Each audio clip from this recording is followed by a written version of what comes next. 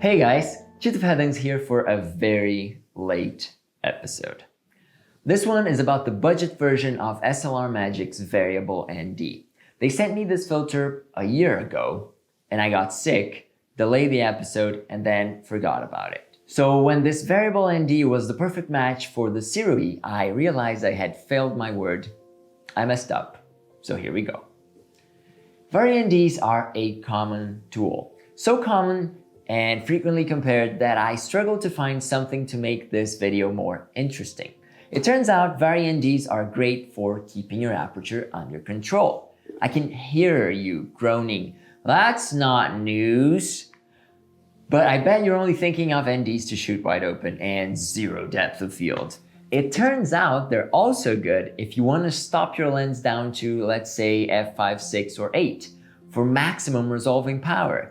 But stay away from smaller apertures where diffraction comes to play and image quality actually drops. I bet you had never thought of NDs for that, did you? SLR Magic offers two variable NDs, and they happen to be my main ones. The fancy version I reviewed in 2016 that costs $189, and the budget version that costs $89. What does it do?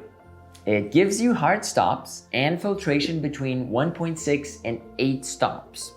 It's optimal range to avoid variable ND artifacts. It features this little graph on the side so you know how heavy is your light cutting. The filter comes in 77mm only, and it features threads on the front and the back. Some variable NDs don't. And my favorite part about it is its flush 80mm outer diameter that allows me to keep it on the lens and throw a slip-on cap over top. This thing never leaves my Sirui 50. Now, how does it stack against its more expensive brother and some other solid NDs from Vusion? Is that how you say it? Starting with a photo of our clean lens without any filtration, this is our normal. As soon as we add the budget Vari-ND, we can see the picture gets warmer, and it keeps getting a little warmer as we stop it down.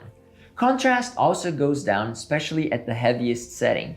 And if you're wondering why the image flickers so much, it's because of the changing polarization as we stop down the variable ND.